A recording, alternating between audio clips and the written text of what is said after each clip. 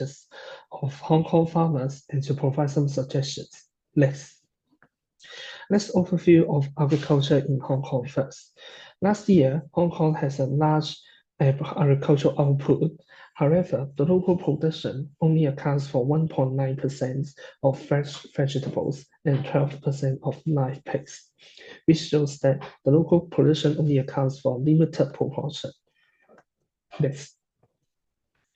So we are going to overview some challenges, including the hardship in applying sustainable agriculture development funds, difficulties in hiring agricultural workers, less support from the government, and the difficulties to maintain financial sustainability. And we are going to see it in the case studies list.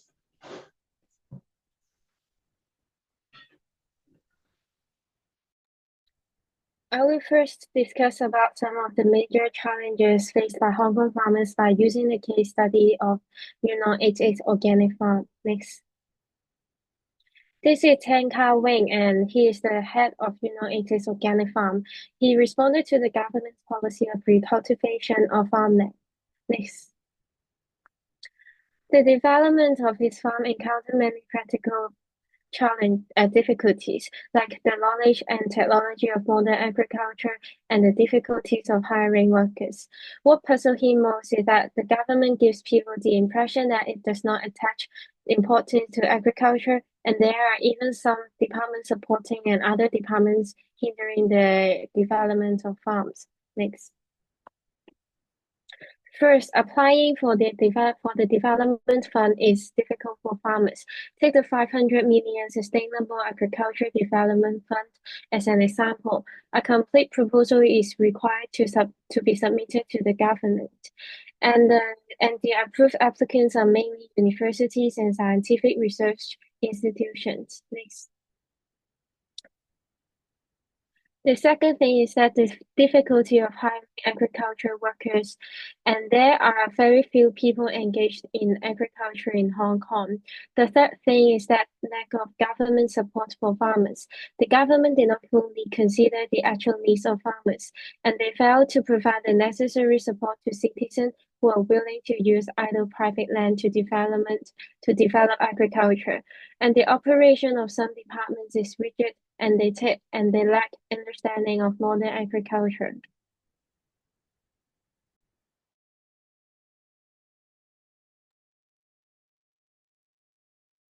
Okay, so next part will be another case study, and it's called Adjacent. And Adjacent is the Hong Kong first urban concept farm, and the urban farm are located in Foshan industrial area, and it is a vertical hydroponic farming. It is adopted with this kind of technology, and also they farm over 20 crops, and they promote the controlled environment agriculture. So, however, very unfortunately, they have to close down their farm in Foshan, and because by some challenges, we actually have a small interview with them to see what challenge they face. So the first challenge is the founder, which is Jack, found that it is hard to achieve the financial sustainability in Hong Kong about the farming. Yeah, and the challenge for local farm it's very hard to become the price competitive at the same time of profitable. Since it is hard to raise up the price of the crop, yeah, so that people will not buy it.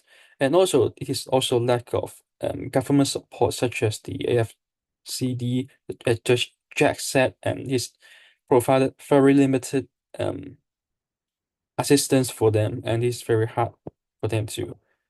And the other challenge is the land challenge, because Hong Kong usually have small space, and they did not provide large amounts of land for urban farming, and it's also a challenge for them, so that they will hardly like develop a large amount of crop production. And for the suggestion, education is first. There are two major education program like S Gallery of the HABU. The publics can know the challenges of the agriculture or the farmers through those advanced multimedia technology like a 4D or AR to showcase the exhibition of biological resources, organic agriculture, and sustainable living. After the visit, those visitors can encouraged to reflect on those problems.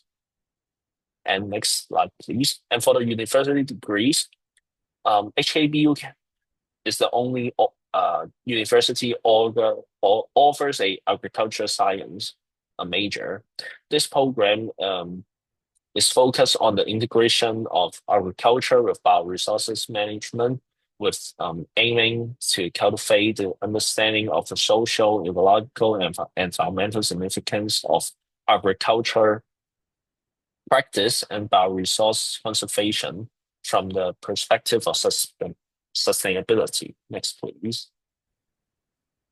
So they should collaborate more so they can get more profits. If the farmers work together, they can do more work together and they don't need work from outside. They can also agree on a price so they won't have the price competitiveness anymore. They could also work together with restaurants. And if the restaurants get a trademark to show they work with local farmers, they can up the price even more. It would be also very beneficial if the farmers work together with the university. If they would get free work from PhD students would learn from them while they get free labor. Next one, please. Also, it would be very beneficial for innovation. They should use automation like Internet of Things, which shows that devices keep track of your product, like fruits and vegetables, and send this to an application. So you can farm from home by just looking at your mobile screen.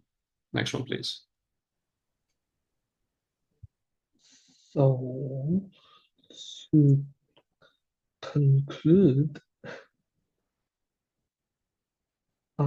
conclude, we cover some challenges about farmers in Hong Kong, and we give suggestions to them, like the collaborations between different stakeholders to provide mutual support, and work in education to provide workers and specialists. And we hope that a supportive system to sustain local agriculture will be built in future. That's the end of our presentation today. So thank you.